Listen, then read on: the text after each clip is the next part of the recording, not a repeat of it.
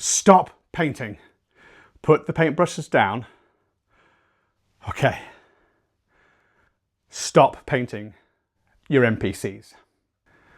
Because I want to talk to you about how not painting your NPCs can actually increase player engagement, immersion, and allow for more adaptive, player-driven storytelling.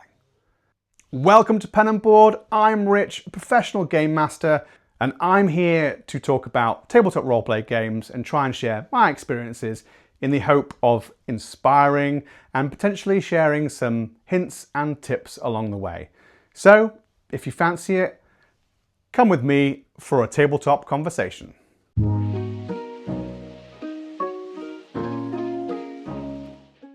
So, first off, if you want to paint your NPCs, it's perfectly fine. I don't want you to actually stop doing that.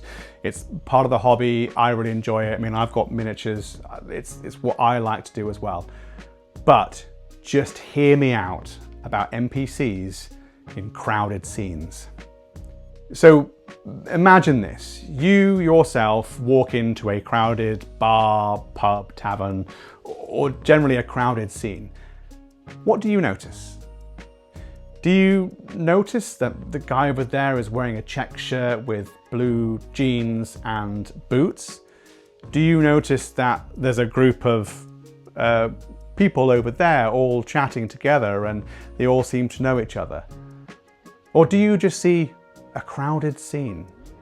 You may glance over towards the bartender if you're in a bar, or any of the greeting staff that immediately say hello to you. But otherwise, when I walk into a place, I just see a busy scene, unless I'm specifically looking at something. So now think about your players' characters. When they walk into a tavern for the first time, or walk out into a crowded street, would they notice every single detail instantly? Probably not. They'd probably be like you. They'd notice some of the key elements, but the majority of people there, or whatever, are just faceless, amorphic NPCs, for lack of a better word. Now, if you are playing with miniatures and you are introducing your crowded tavern that's bustling to the brim with patrons, and you have some fantastically painted miniatures that you've used to fill all those spaces, rather than what your player characters are doing, what are your players doing? They're going, oh wow, that's amazing. They're looking at all the miniatures. That orc over there in the corner, that's a really cool miniature. Oh, and there's that crowd of hooded cultists over there. They look quite mysterious. Oh, and there's the guy, there's a wizard, and he's sat by a fire staring ominously into it with smoking a pipe. I bet he's important to the story. And that's my point. Your players, when they see all these beautiful miniatures, they're going to be entranced, they're going to be intrigued by them all, and they're going to start piecing things together. You might hear one of your players go, I bet that group of mysterious figures are the ones we're looking for in town. Or, that wizard's clearly going to know something about the artifact we're here to find out about. And I think that breaks some of the storytelling immersion and tension. What you would normally do in those situations is ask them to roll a perception check, and then they will discover the person in the corner that's lurking there, and they will discover that. And if you're playing Theatre of the Mind, or if you're doing it online as well, you can do this relatively easily, but in person it becomes slightly trickier because you have all your beautifully painted miniatures. If only there was a way to give the sense of a busy tavern without giving away story elements and breaking immersion. Well, if you just skip back to the start of the video, I've already said that. I'll just put a little clip here and you can just, yeah. Stop painting your NPCs. So what I do is I have generic grey NPC miniatures.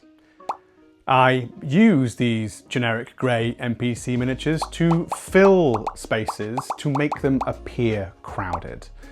And then, as my players decide to look around the tavern or crowded scene, they can roll their respective perception or perceive checks, and then I can slowly start to reveal the scene without breaking the immersion of the crowdedness. So that table over there that was just faceless NPCs is actually a group of off-duty city guardsmen just relaxing with a couple of drinks and some food. That space up there in the top corner where you thought it was filled with patrons enjoying themselves is actually empty. Or is there a mysterious figure there? I believe it does a couple of things. It keeps players' agency when it comes to discovery because they have to roll to discover what NPCs are there rather than just looking at the table. It makes your prep life so much easier because rather than having billions of painted NPCs, which some of you might do and I might do, you can just have these grey amorphous ones that you can just whip out at any crowded scene just to fill the space and have your key NPCs painted, cutting down on your paint time. It keeps players engaged and focused on the narrative. By having these moments of perception checks and revealing more miniatures, you're giving them that extra bit of dopamine to keep them going, keep them engaged. You want to see, well, what else to discover, what else is there? I wonder if that other group of grey NPCs is just grey NPCs or really important. It adds that extra layer of mystery which you kind of get rid of if you just fill the scene with painted miniatures. And if you don't have those painted miniatures, then it feels lacking and you don't get that sensation of a crowded tavern. It importantly also doesn't take away that fun part of talking to random NPCs. While this grey NPC might look like a washerwoman, it can be anyone and you can theatre of the mind that quite easily. And then if that character becomes important and you want to develop them further, you can go off and paint a miniature and bring them back for the next session, becoming a recurring character in the campaign. And the players did that. They interacted with that character and now suddenly that's affected the physical miniatures in front of them. And I think that's a really powerful engagement tool that you can use for your players. When action kicks off in these scenes, so even if it's in a busy tavern or in a crowded street, when things get messy and combat starts, sometimes if you have all these painted miniatures, it can be a lot of hassle for you as a games master and dungeon master to organize, as well as for your players to understand who's important and who's not. If you have these amorphous grey miniatures, then you can just quickly pick them out and remove them if you wanted to, or you can just have them in the scene moving around or not moving around, but the players still know the important characters because they're the figurines and minis that you've actually painted. You can also have those obvious characters that you would notice straight away when you walk into a scene. You can still have that obvious orc sitting in the corner. You don't need to roll a perception or perceive check to see everything in a tavern, but he's big enough and probably loud enough to be able to be seen when you walk in. And if that's an important character to your story, make him visible from the off, rather than having other painted miniatures dotted about the place that could start to confuse your players. You could extend this out if you really wanted to and have black versions of NPCs and monsters and characters that you can use for pop-up fights or things where they are mysteriously lurking in the background and reveal them later.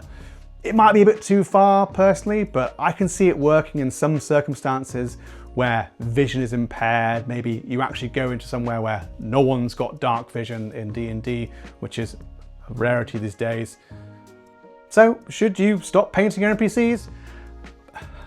Probably not. No, having beautifully painted NPCs is, once I said at the start, a really fun part of the hobby.